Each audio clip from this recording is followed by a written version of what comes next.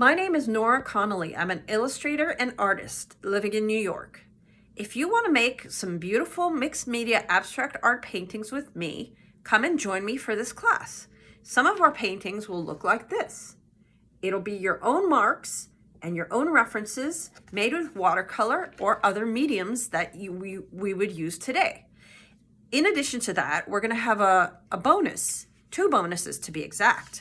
One is a greeting card like this one, and the other one is a bookmark like this one. So if you want to learn your very own drawing references, how to use watercolor paints on watercolor paper, and how to put together an abstract art painting of your very own, come join me for this class and let's go over everything together. Okay, so what we're doing in this section of class is we're going to go over the drawing references that you can use in your art. And I've laid out some boxes here and I've given each one a name so that what I'll be drawing in there you can use as a reference to utilize in your art. So the first one are spirals, and we just kind of go making spirals like this.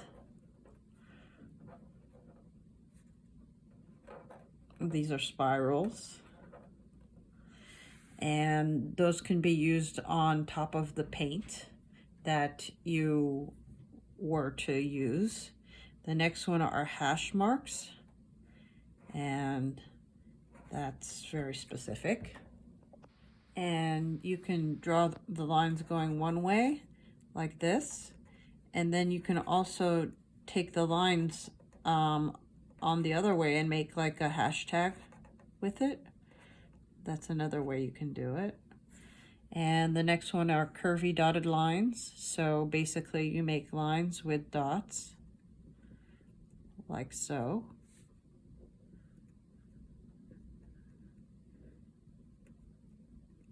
And that's one way of doing it. And then we do curvy dashed lines, so they're a little longer. The dots are dashes. And you can make them go like that on top of the paint that you were to lay down. And the next one are spirals with tails. So I use these sometimes, not all the time, but they're basically spirals with a long tail like that.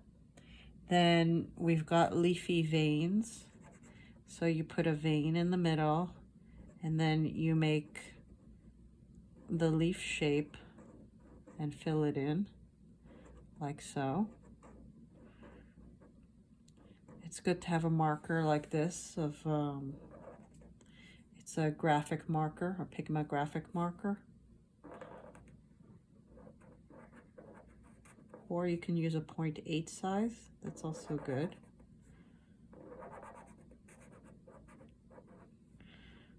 That's that one.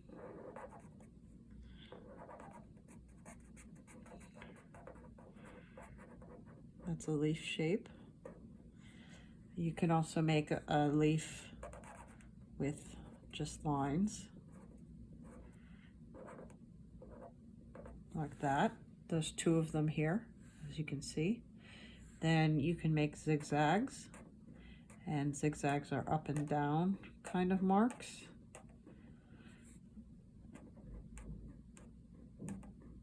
Wavy zigzags, and we can do them all across the box here.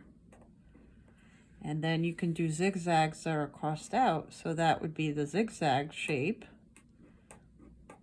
like that. And then you can do another one in the middle, and then another one on the bottom. And what you do, it looks like the other one here, the zigzag, but you cross it out with a line in the middle. And you can embellish it by darkening the triangles, shapes, like that. Then the next one is a checkered pattern. So you make lines going one way, left to right. Then you make lines going up and down, like so. And then for the checkered pattern, you can fill in some of the boxes by darkening them. And, you know, like a chess board. Some of them are white and some of them are black. But you have to have the patience to fill out the boxes. That's the whole point. And then you have that. That's all of them here.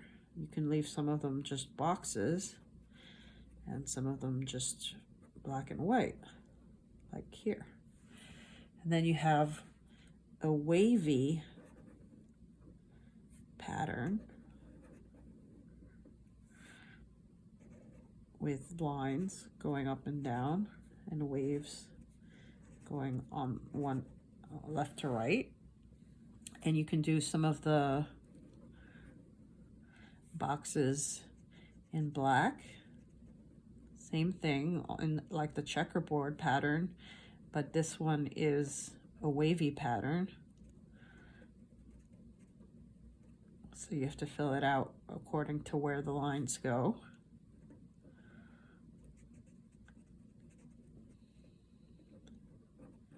Like that. And then there's one more here. Then we're moving on to wavy lines. You can put them like this, and then you can double them up. You can put a space in between them, but they kind of curve.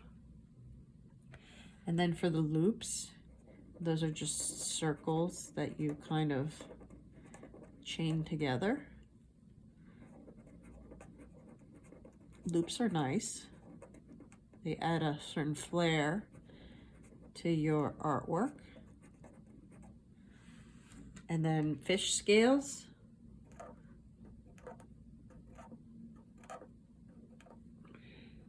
Are done like this.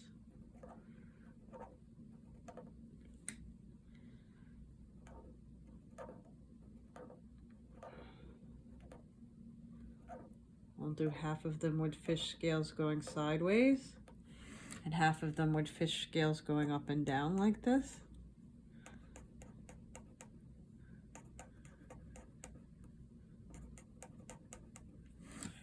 And then you can do dots. Let's not forget the dots. And then circles around the dots.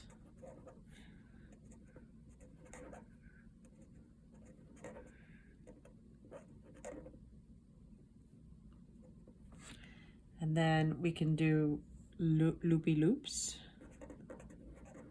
They're bigger loops. And you can fill in the loops in black. So I'll do one of them filled in, like here.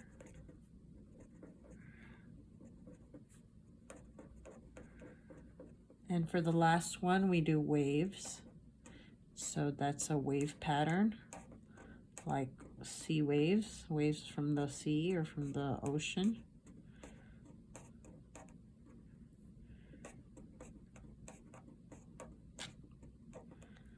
You can fill them in black, some of them if you want to.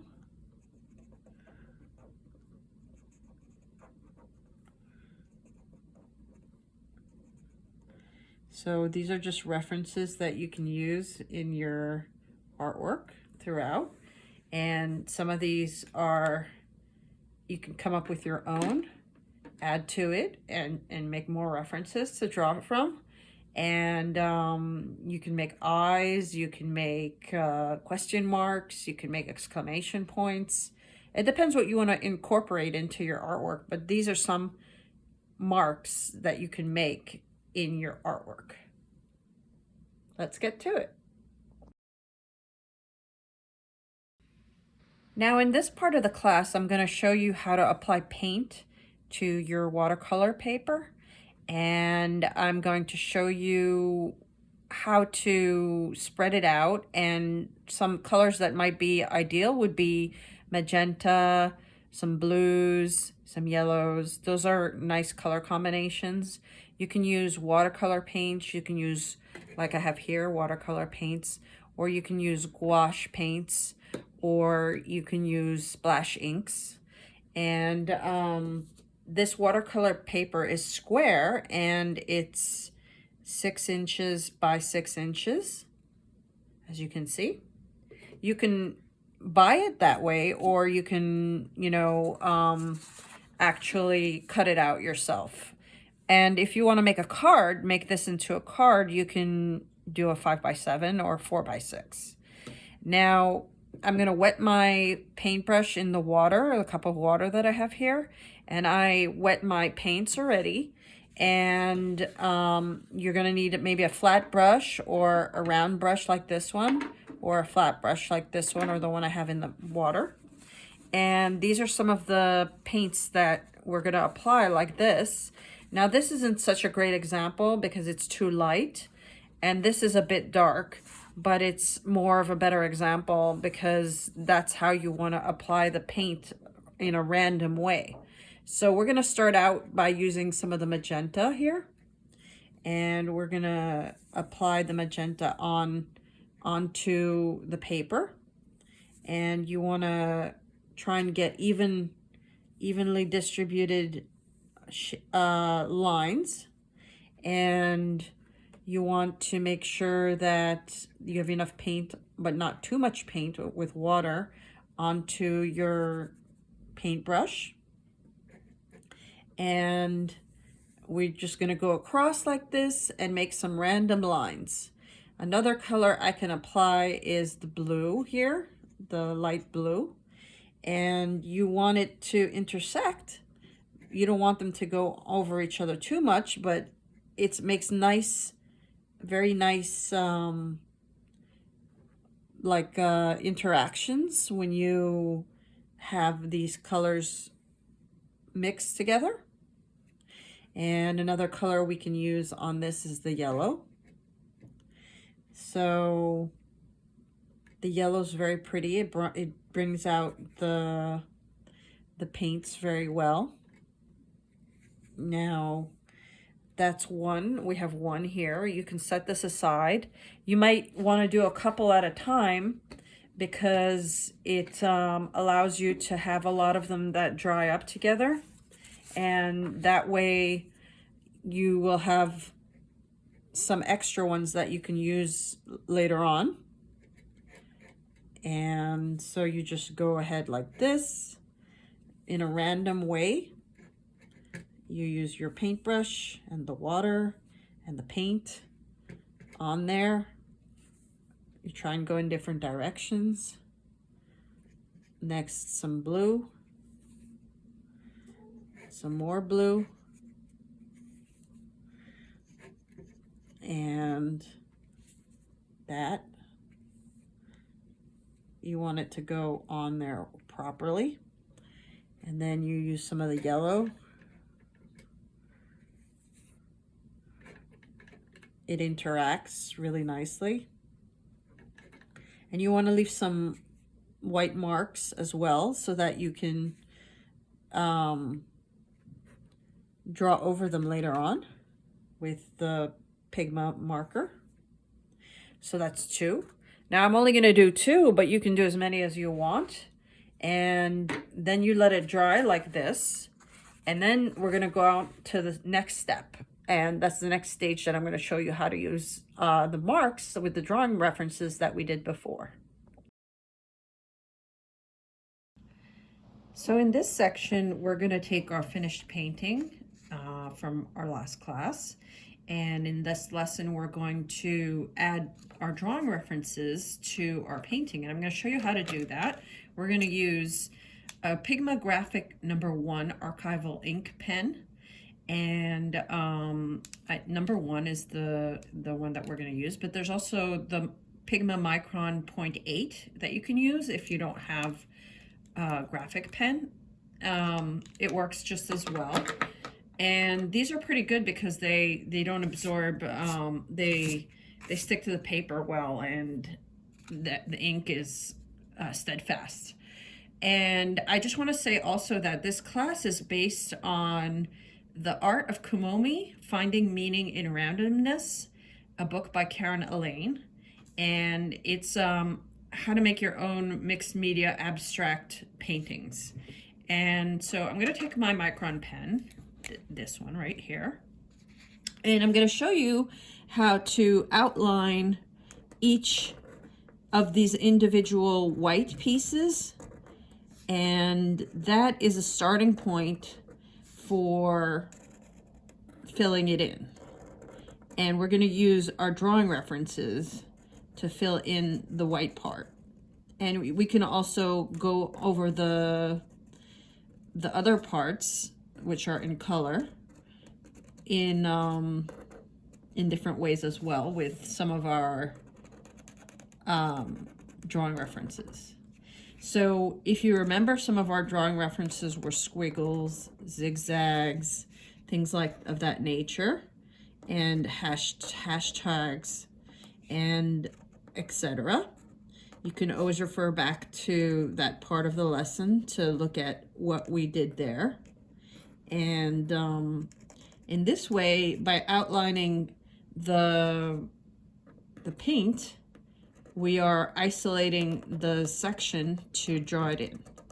So I'm going to start by showing you one, for instance. I'm going to draw lines across the box that I just filled out. And then I'm going to draw lines the other way. And I'm going to start filling them in black, like a checkerboard pattern. So alternating which ones get the black and which ones stay white. And that's going to produce a very interesting pattern for the painting.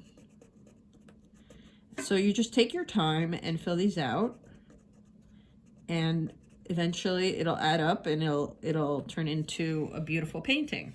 So that's one. And then here I'm going to make little squiggles, little loops. And that's how I'm going to fill that white box out. And here I'm going to make more lines with one in the middle. And I'm going to fill in the boxes, alternating again. My pen is running a little low here, but I think it'll do. I have another one. I could always use that one if this one doesn't work out. So you need a couple of pens to go with. And then I'm going to put more squiggles here, little loops. And then to fill out some of the colored parts, I'm going to make hash marks on this yellow strip, like so, to make a definition on a pattern and make it look interesting.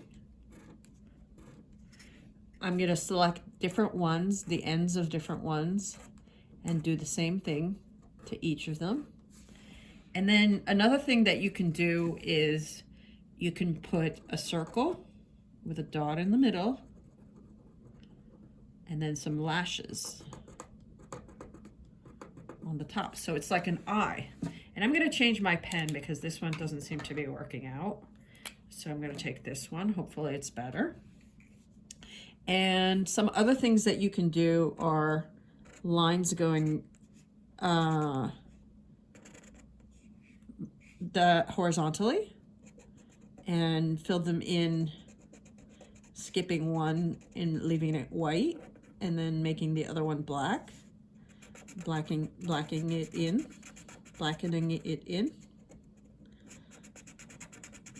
That could be a different format. And you can make some triangles that are black, just black, to give it some more definition. And here I'm gonna put some lines. And I'm going to darken them in. Another thing you can do is do some dashed lines, for example, here and here, giving the painting some definition. And you can also do some over here and here. You can just go throughout the painting and look where you want to place these images, and then it'll work out. I can put another eye over here. And another thing you can do is make an arrow, and the arrow, you can make it start on this end and do loops in the arrow across the green strip and have a point like that. You can make another arrow going this way on the magenta strip.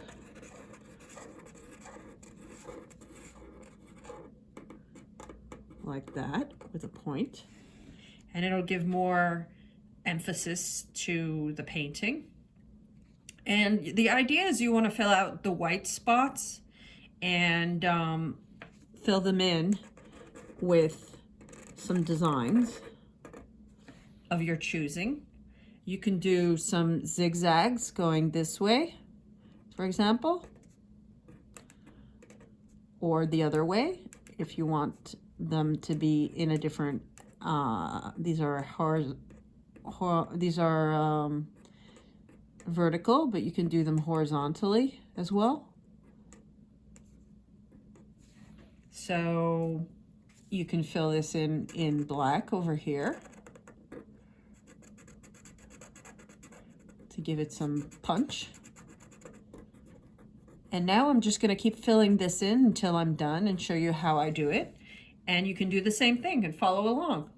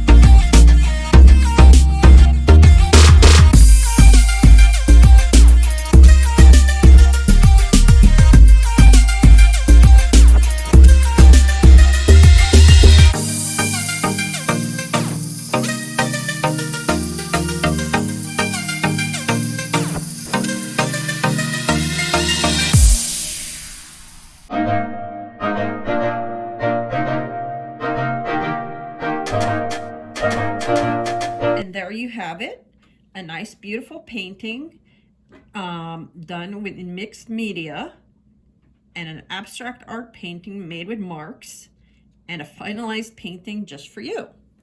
Now I have some other ones that I made previously, as you can see here, and they're all different and they're all unique.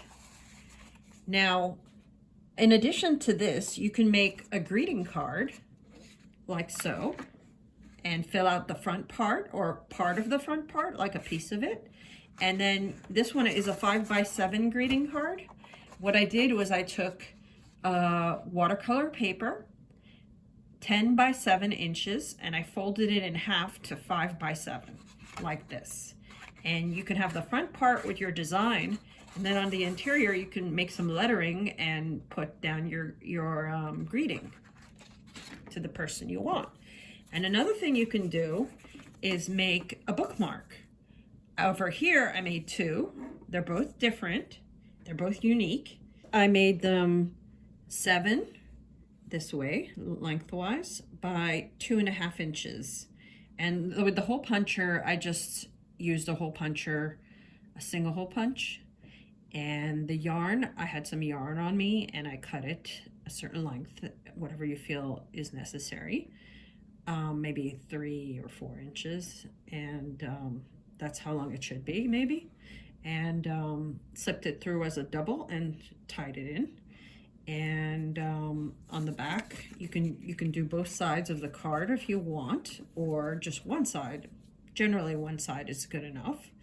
And that's your bookmark. So in addition to making abstract art, a piece on a 6x6, you can make a greeting card and you can make a bookmark.